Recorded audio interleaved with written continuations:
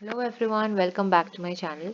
तो आज हम लोग एक न्यू चैप्टर स्टार्ट करने वाले हैं जिसका नाम है लिमिट। क्लास 11th का एक बहुत ही इम्पॉर्टेंट चैप्टर है। तो आज हम लोग जो इस वीडियो में पढ़ने वाले हैं वो बेसिक सा कॉन्सेप्ट्स की एक्चुअल में लिमिट क्या होती है उसके ऊपर जो है थोड़ा सा डिस्कस करेंगे। एंड नेक्स्ट वीडियो से ही हम लोग क्वेश्चंस के ऊपर फोकस करना स्टार्ट कर देंगे ताकि आपका जो है कॉन्सेप्ट जो है वो अच्छे से क्लियर हो जाए एंड क्वेश्चंस सॉल्व करते टाइम कोई दिक्कत ना हो। सो कुछ बेसिक प्रॉपर्टीज है लिमिट के ऊपर। देखो, जो बेस है एडिशन सब्ट्रैक्शन की वजह से यहाँ पे यदि एक फंक्शन है जिसका एडिशन हो रहा है या फिर सब्ट्रैक्शन हो रहा है एंड बाहर में लिमिट लिखा है, तो दोनों को ही सेपरेटली हम लोग लिमिट जो है उसको दे सकते हैं। जैसे limit x tends to a f of x plus minus g of x, तो limit x tends to a f of x plus minus limit x tends to a g of x, यानी हम लोग सेपरेटली दोनों को ही लिमिट दे सकते हैं। ठीक है, ये समझ में आ गया, राइट।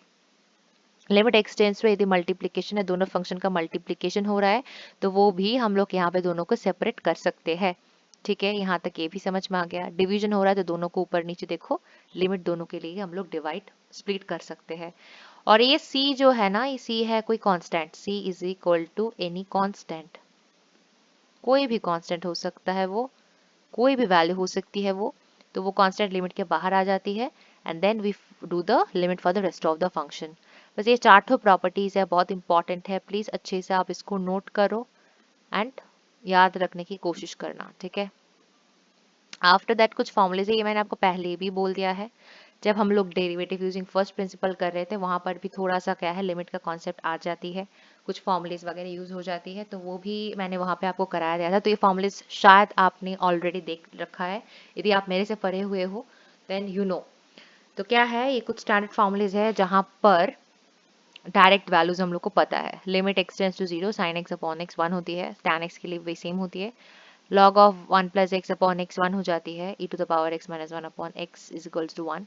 और ये वाला जो है x to the power n minus a to the power n upon x minus a, ये हो जाती है n into a to the power n minus 1।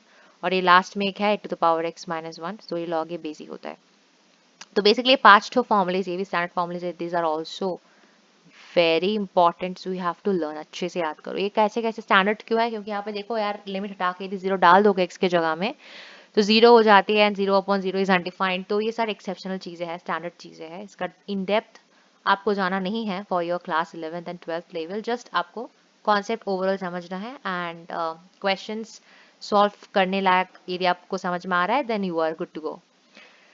Important चीज़ यहाँ पे है कि लिमिट का जो है left hand limit, right hand limit. Left hand limit को हम लोग limit x tends to minus sign से डिनोट करते हैं।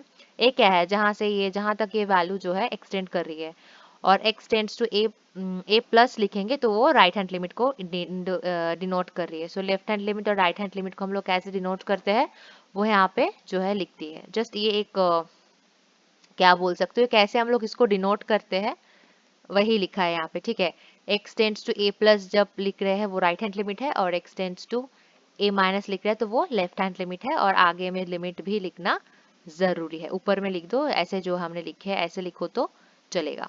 ठीक है, बस इतना ही है।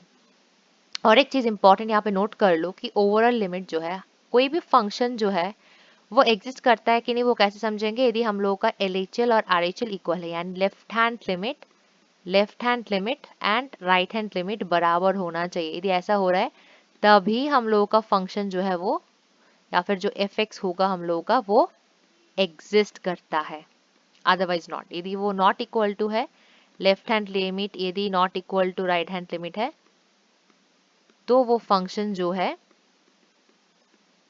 एग्जिस्ट नहीं करता है, यानी दोनों का वैल्यू बराबर सेम आना चाहिए। सपोज हम लोग एक क्वेश्चन की हेल्प से फटाफट समझ लेते हैं कहना क्या चाह रहा है। सपोज हम लोग के पास एक फंक्शन है, limit x tends to zero x upon mod of x। तो ये हम लोगों को दिखाना है, ये आपका एक्सरसाइज का ही क्वेश्चन है, शो दैट ये जो लिमिट है यार ये डज नॉट एग्जिस्ट। ठीक है, दिमाग में क्या रखना है कि मुझे लेफ्ट हैंड लिमिट और राइट हैंड लिमिट का जो है वैल्यू है उसको अच्छे से निकालना पड़ेगा, तब जाके वो समझ में आएगा कि ये जो चीज है ये एग्जिस्ट करता है कि नहीं करता है। थोड़ा सोचो क्या कर सकते हैं। यहाँ पे मॉड्यूलस फंक्शन है, राइट, मॉड्यूलस। तो यदि हम लेफ्ट हैंड लिमिट पे देखें, यानी अच्छा और एक चीज, ये जो हम लोग ये मैं यहाँ पे एल टी लिख रही हूँ ना, इसको आप चाहो तो LIM ऐसे भी लिख सकते हो। लिमिट को हम लोग डिनोट बहुत तरीके से कर सकते हैं। LT लिख देती हूँ, यहाँ पे आप चाहो तो लिमिट LIM भी लिख सकते हो। चलो फिलहाल यहाँ पे ये लिख देती हूँ। यदि मैं लेफ्ट हैंड 0 माइनस लिख देती हूँ तो मैं लेफ्ट हैंड लिमिट की बात कर रही हूँ। सो x अपॉन मॉड x। तो ये यहाँ पे यदि मैं लिमिट लेफ्ट हैंड का है, यानी ये 0 जो है लेफ्ट साइड में जा रहा है तो नेगेटिव साइड में, तो मॉड्यूलस के अंदर नेगेटिव जो होता है, तो यदि हम ये मॉड हटा दे तो मेरा जो होगा वैल्यू लेफ्ट हैंड लिमिट में यदि मैं जाऊं तो ये मेरा हो जाएगा -x। ठीक है, तो मैं इसको यदि सॉल्व कर लूं तो मेरा वैल्यू आ जाती है -1। अभी लिमिट देने की जरूरत नहीं क्योंकि यहाँ पे x का फंक्शन जो है खत्म हो गया है। और यदि मैं अभी राइट हैंड लिमिट को करूं, क्या होगा यहाँ पे देखो अच्छे से,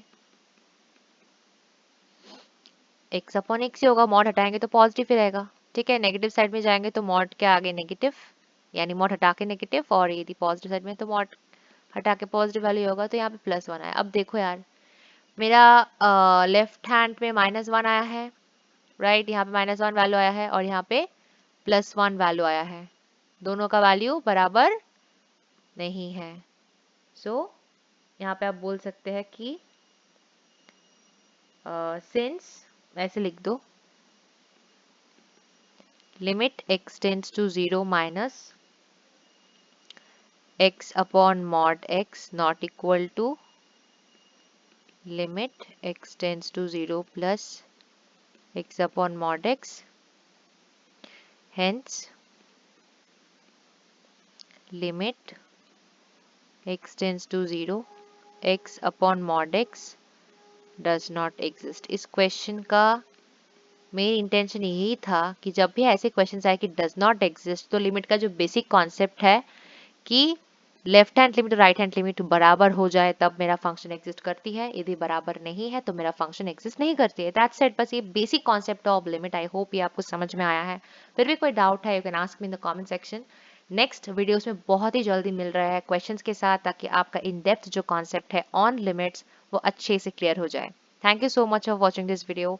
मिलते हैं नेक्स्ट वीडियो में। Till then bye bye.